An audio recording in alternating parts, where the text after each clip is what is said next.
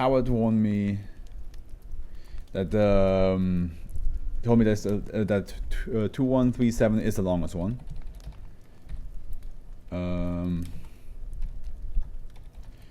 Apparently controversial, which I'm not sure what that means.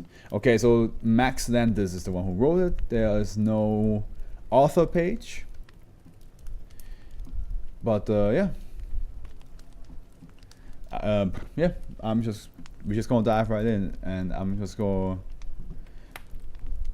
I see how it's the longest. It has like multiple of these. That's fair. But at the end, doesn't really bother me if it's long or if it's controversial, because I'm gonna read it nonetheless. I'm not gonna skip now one. That would be weird. Like oh yeah, I read all SCPs except SCP-2137 because it's controversial or whatever. You can expect the controversy after I read it. So let's just get started. Optional class Euclid Keta Thaumiel. Special containment procedures. When not being used, SCP-2137 is to be kept within a typical electronic 10-digit metal safe in the safe wing of Site 23. All digital and wireless broadcast media must be kept at least 100 meters away from SCP-2173. Due to the SCP-2173's anomalous effect having been determined to have no range limit, digital, wireless, and broadcast media may be used but should be monitored closely for an appearance of -1 and -2. Other than the testing and recording of Track 7, SCP-2173 should be considered an inanimate item without agency of its own, and any demands of threats made by -2 should be ignored. Once a week, SCP-2173 is to be cleaned and all tracks are to be played in succession, with special attention paid to the instance of -1 that replaces Track 7. The names, situations, and anecdotes presented in that instance of -1 must then be reported to 2173 Special Committee Packwatch. On the rare occasion that a non-Foundation organization cannot address the situation present in an instance of -1, 509 has given authorization to activate MTF 339, the Search Knights, to take any and all measures necessary to reach a resolution to the problem. I like that sentence because it rhymes a little bit. On the rare occasion that non-Foundation organizations cannot address the situation. Yeah, kind of flowed nicely. Personnel who wish to examine or attempt to interact with SCP-217 operation success will be indicated by a new instance of -1. That I did not read that. Personnel who wish to examine or attempt to interact with SCP-2137 must ask Dr. Kubowitz for authorization beforehand, which will then pend of 5 clearance. Description: SCP-2137. I was saying 2173 this whole fucking time. SCP-2137 is a single compact disc copy of Me Against the World, a hip-hop album by the artist Tupac Shakur, released in 1995. Oh god. Not my boy Tupac. Did I even say the name of the I did not say the name of the SCP. The Forensic Ghost of Tupac Shakur. I did not say that. Release. Okay, physical examination as well as laser testing indicates that the CD was one of the initial release, manufactured and distributed in 1995. Conventional testing of the disc itself reveals identical results to a non-anomalous copy of the album. The case and liner notes have been determined to have no anomalous qualities, and the physical makeup and encoding of the disc appear completely normal. However, upon playing track 7, normally heavy in the game, the listener will encounter an instance of -1. The anomaly takes the form of spontaneously generated, professionally produced songs featuring Tupac in various styles within the hip-hop genre. Though each instance of -1 generated is unique, they share certain commonalities in terms of subject matter.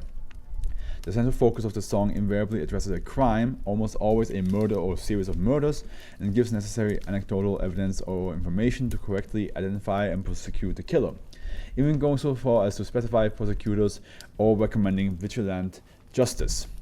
Though generation of -1 has been determined to have a definite causal nature, the manner in which -1 instances are copied onto SCP-2137 has yet to be ascertained. It's awfully appropriate that it rhymes, given what it is. Yeah, I mean, I already have some sense, but let's keep reading. Dash 2.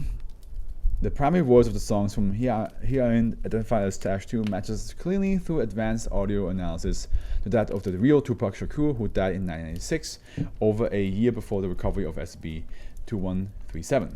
However, occasionally on crimes of a particularly complicated or brutal nature, Dash 2 will be joined by other performers, either guest rapping or singing the chorus or bridge.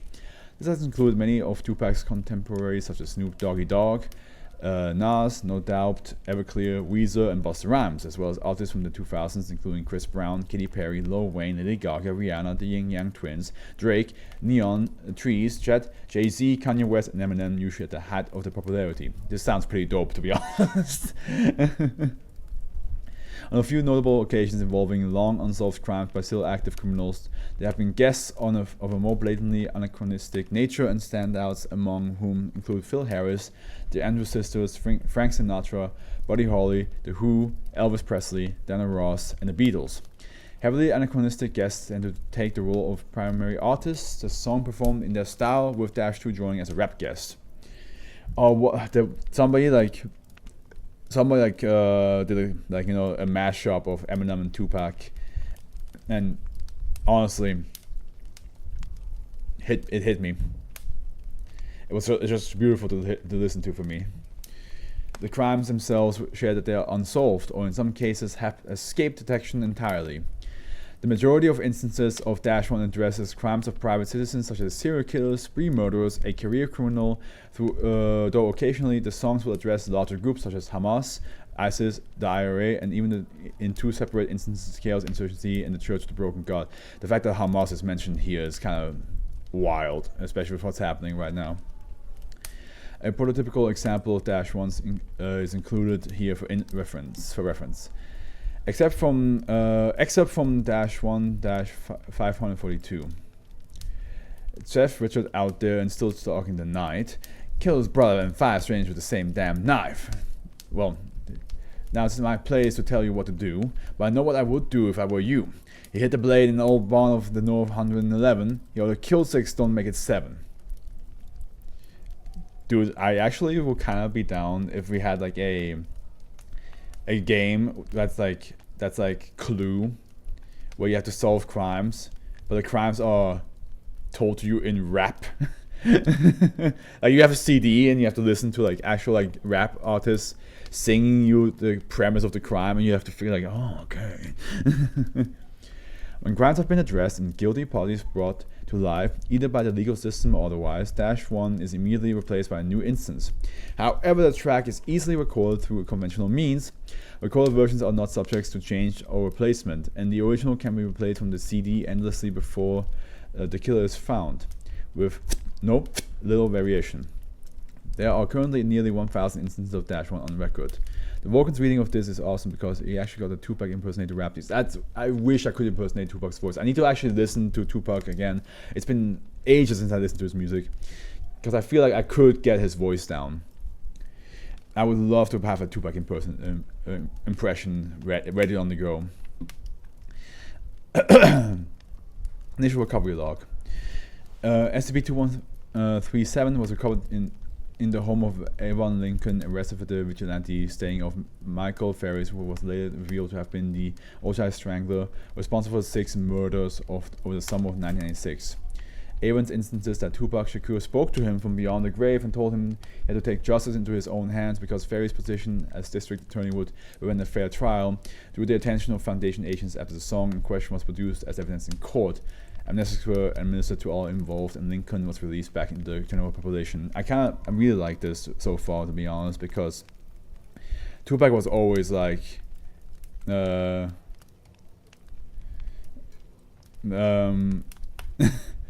Tupac was always a strong believer of like fighting against injustice in the entire world, not only in the US. He was always up for that. So I can imagine if there were like murder and stuff happening that got unsolved or or the criminal got away with, he would definitely have rap songs talking about such things. I can definitely see the real Tupac make songs about stuff like this. So I really do like the idea of a SCP Tupac that just raps you murder crimes, and you have to figure it out. Of course, you could also argue he probably would tell you if he knows the answer, but like, yeah. Police. Tupac told me to do a suspect Sure Pal Foundation. Wait, guys, he's got a point. Wouldn't it be the other way right? Suspect, Tupac told me how to do it. Police, Sure Pal.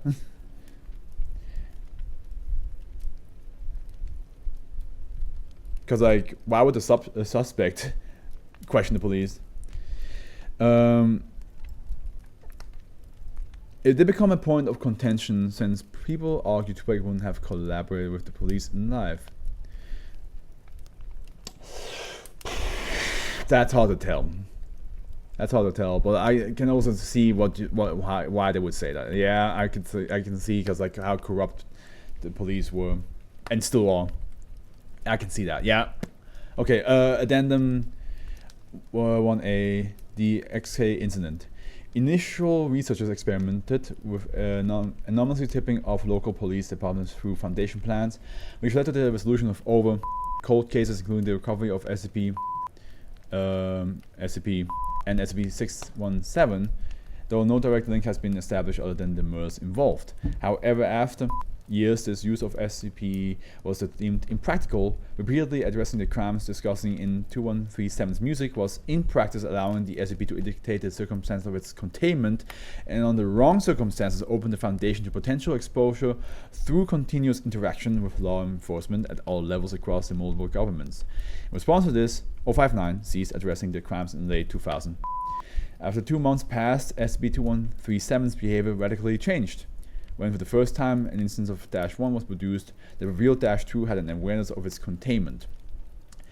Excerpt from -1-851. Okay, you say, my voice.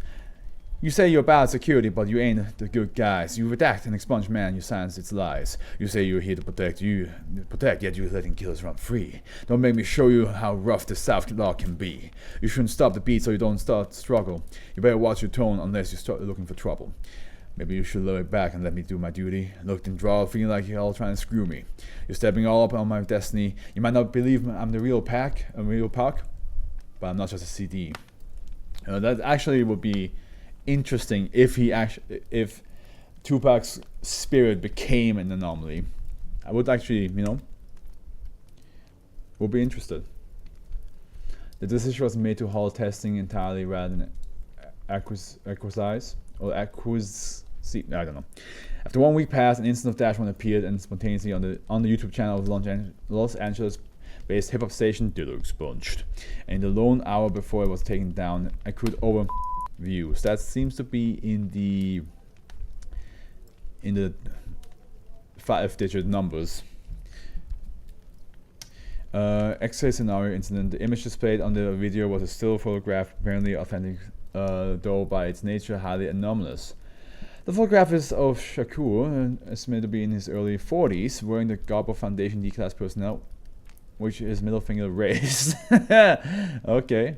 At the time of his murder in 1996, Shakur was 25 years old.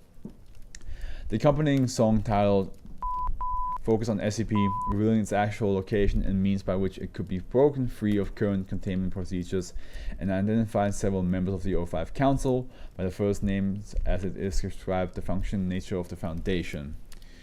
What you say here, even if you distrust the police department, I think you prefer to get them to persecute people you knew were criminals and just doing nothing. Yeah, no, that's what I'm saying. Like, I understand that the idea is like, oh, the police department is corrupted, but I feel like Tupac would have just told people in general. I don't think he would have, it wouldn't have mattered to him where they're from.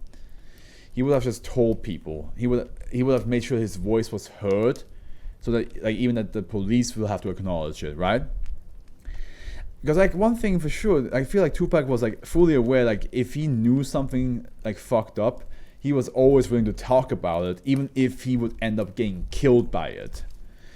That's one thing that like you have to respect about him, that he was aware of the consequences. So you could make the argument like, oh, you probably wouldn't have told the police because they're corrupted, which I can see that side. I can see that side about that. But in the same time, he would have just told people in general, and the police would have heard him eventually anyway, even if they weren't listening to begin with.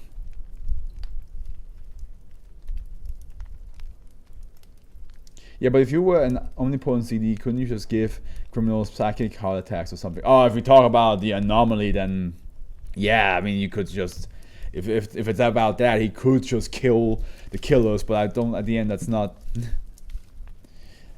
I don't think that's You could say this about like 50% of the SCPs. Yeah, exactly. Like you could say like, well, why is this anomalous effect like this? Why is it not? Why doesn't it just kill everything? You're like. Yeah, if every SCP just killed everybody, then there wouldn't be 8,000 SCPs or 9,000 SCPs out there. And yeah, we don't even know if this is like actual Tupac or if this is just a anomalous spirit pretending to be him.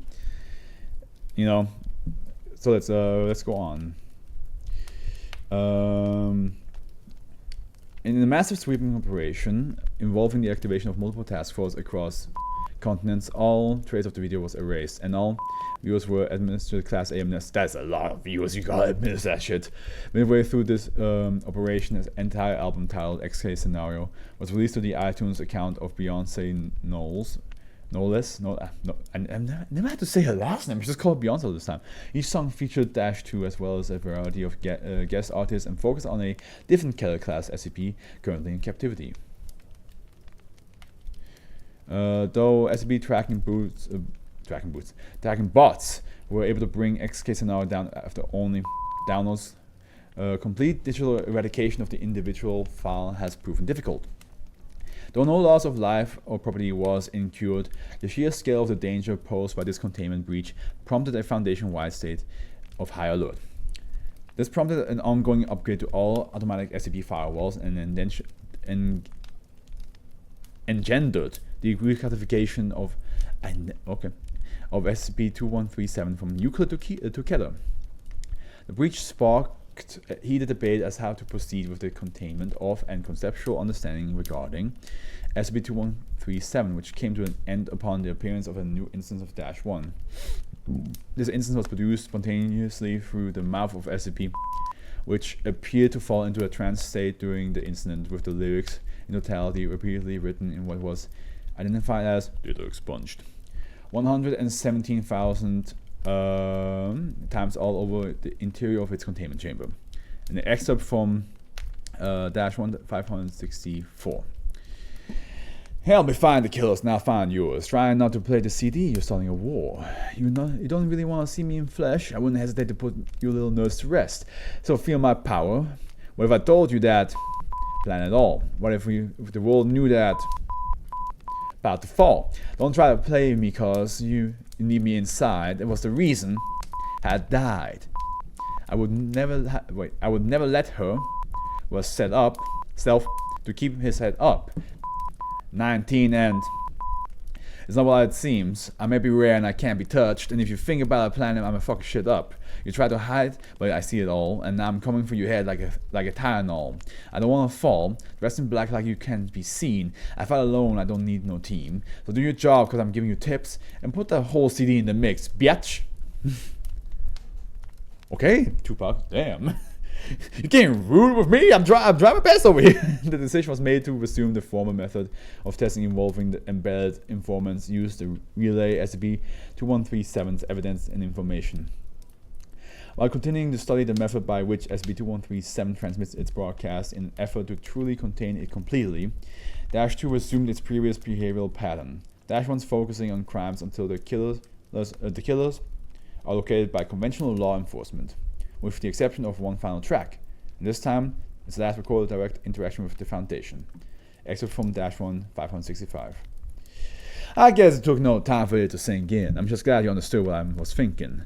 I just knew you'd come around to see it now. Ain't no need to get upset or even throw down. You know I got the crown. I see it's hard to get some sleep at night. You got a head full of grays and your skins ain't tight. Let's be real, ain't no need to fight it. It's a grand design, I bet you're gonna like it. It's black and white, so don't get caught up in the deep thoughts. You got my music on the side with greater force. Investigation into any kind of link or pattern between the crimes SCP-2137 solves is ongoing, as its interest to why it doesn't use its agency to pursue the criminals in question rather than working through proxies. Just as Howard mentioned, like, why does it need help from other people? Memorandum. Okay. Whoa. Email from site 555. Director Dr. Gwen Pristine to 05 Council. Responding regarding Tupac. This will be the 5th time I've written to propose an update to SCP-2137. When they enter our program here at Site 515, researchers, engineers, MTF troops, and even D-Class all walk in the door having read the official documentation and believe the Foundation has been essentially blackmailed into cooperation with a devious SCP, but everyone who actually works here knows this is no longer the case. In the nearly 3 decades since its containment, the Foundation collaboration with SCP-2137 has led to the recovery of dozens of SCPs. A mobile task force have deposed dictators and toppled tyrants, chased down rogue reality benders from 3 portals to Lamplight. This, of course, all adjacent to the arrest or end of nearly 30,000 murderers. To add some perspective here, a serial killer hasn't made its past their 3rd victim anywhere on Earth in 14 years. SCP-2137 has produced over 40,000 individual and unique pieces of music. Function at Sci-Fi 515 has become effectively frictionless. First of all, just the such nights, but as we become the such is that it? Okay. But as we became more effective at addressing SCP-2137's instructions, another MTF joined, then an elite division, which brings us up to the present, where the 5 mobile task force under my command are in constant action against forces all over the planet. Nope. Hold on, guys.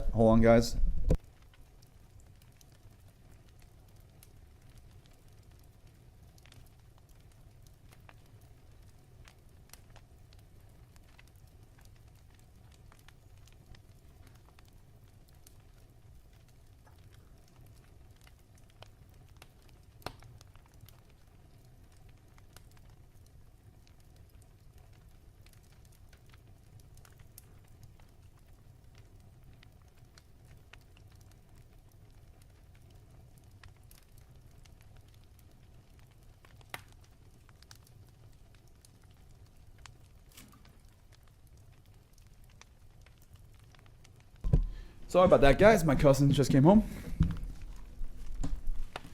Where were we? Frictionless, which brings us to the present, where the 5 mobile task force under my command are in constant action against forces all over the planet, Earth, and beyond. All under the guidance of detailed strategy provided by the mysterious music from the compact disc that the Foundation has failed to adequately contain. A silent, undocumented understanding has grown among us. The SCP does not simply catch murderers. It directly and aggressively searches out anything that maliciously takes a human life. That's... this SCP is going to be busy. The amount of lives saved and untold disasters have been prevented through the information 2137 supplies are at this point stupefying to contemplate. Much less that it has been able to essentially bully us into a pattern of unilaterally heroic expenditures of Foundation resources. It's little wonder what we show the highest numbers of globally in Foundation morale tests. It makes sense, of course. Here at Site 515, the SCP Foundation is a fast-action team of gunslinging heroes, smashing cults, blowing away terrorists, and catching murderers and monsters in our spare time as we blast rap music out of landing attack hovercraft, or working behind the scenes, turning local cops into super sleuths and vigilantes into heroes. I kinda like the idea of like, just like, the Site 515 is the only site that listens to rap music and somehow saves the day. But this period, as productive as it's been, has been intellectually stagnant. Throughout all of this, the motives and origin of 2137 remains a mystery. Defying every search for a pattern, every algorithm-driven analysis, the research of a wing of the site has become a ghost town as the MTF response barracks has grown to dominate everything, and perhaps rightfully so. But a few young researchers have diligently continued a hunt for meaning, for greater truth behind -1. An unexpected advance in this area is beyond the urgency in my message to you today. It had long been understood that the life of the actual Tupac Shakur had held little information or relevance towards the mystery of SCP-2137's existence. This has potentially changed. Researcher Marisha Koslich recently came across an unreleased interview of Shakur from 1994, 2 years before his death and 3 before the discovery of SCP-2137. The interview was buried by his managers because there was anxiety about Shakur's mental state in the footage because he was speaking what they called nonsense. I think you will agree that while Mr. Shakur may not be speaking clearly, what he actually says is very possibly of vital interest to the Foundation and very definitely not nonsense. I feel we may finally have, if not an answer, the beginning of one. But I can say with certainty that in my entire time in the Foundation, I've never personally felt this excited. Because it's awesome.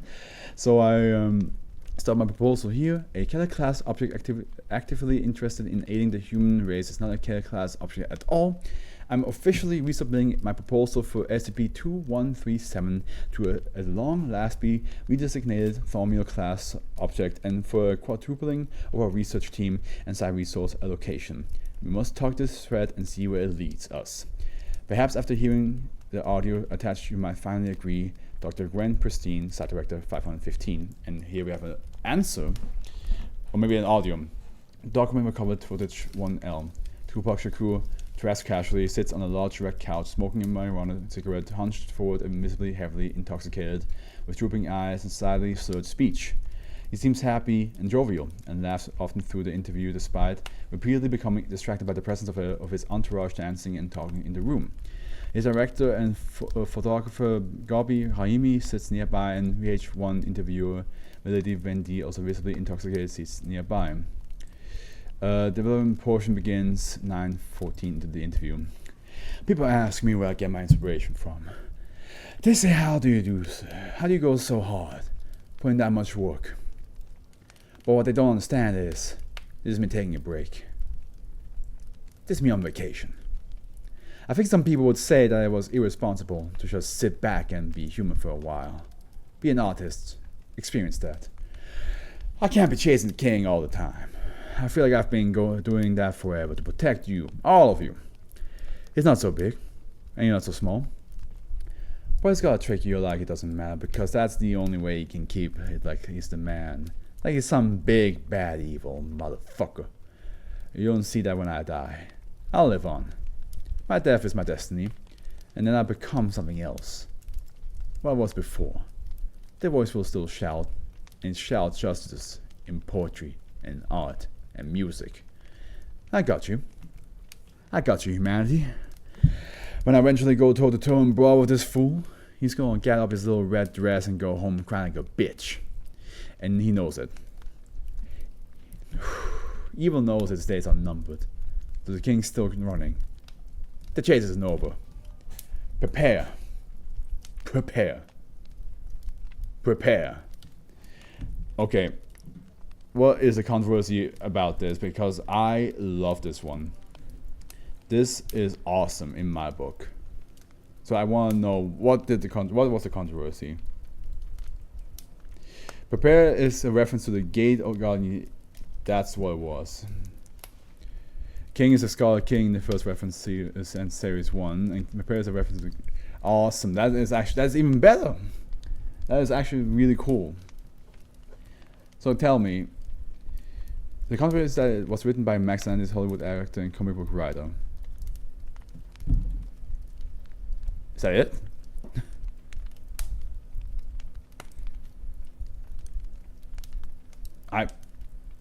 Wait, hold on, Max Landis. Hold on. Max Landis?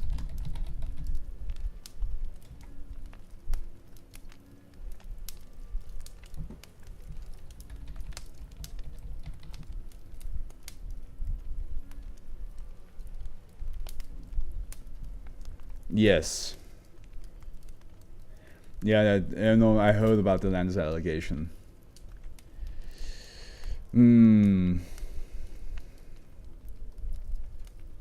Yeah, no, I can see the problem. I can see the controversial aspect of it. I get it. No, I get it. Because first when you said written by Hollywood director and comic book writer, I was like, that doesn't seem. But then when I look at Max Landis, I was like, hold on, this guy had some stuff happening. So yeah, I can see the controversy of like somebody who has a lot of allegations, and especially criminal allegations thrown at them, to write something about catching criminals. I can see that leaves a bitter taste in people's mouth.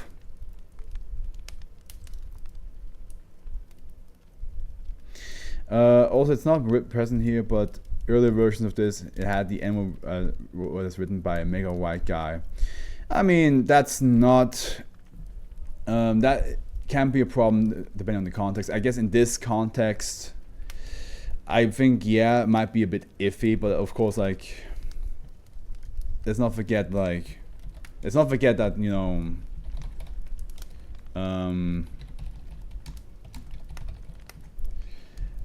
let's not forget that Hateful Eight was written by Quentin Tarantino, and Quentin Tarantino is not a black guy, and he wrote nigger and negro in it as well, right? Like at the end, using the N-word in writing, you have to be extremely careful what the context is about.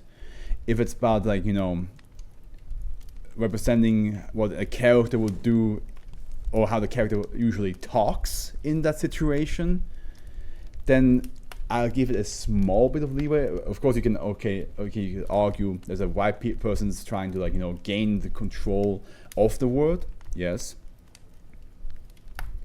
but I think whenever like somebody's like, oh, a person wrote the N-word, and it's written because a black guy says it in the context of the writing, then I'm like, well, it's not like they wrote it as a biography thing about themselves. But yeah, no, I can see the controversy. I understand the controversy. It's a shame.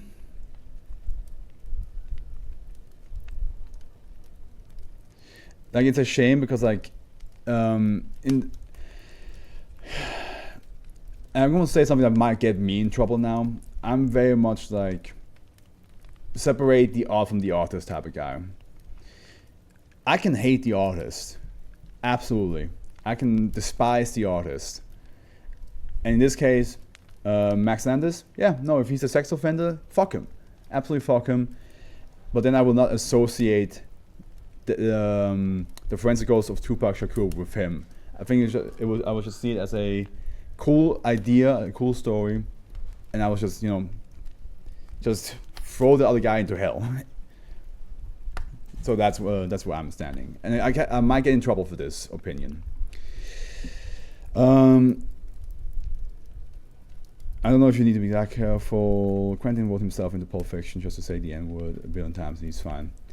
I mean, I'm not being careful. I just want to like make it clear how I'm standing, where my stand is on that. But yeah, at the end, people there's gonna be people who disagree with me with what I just said, and that's fine. That's absolutely fine. All right.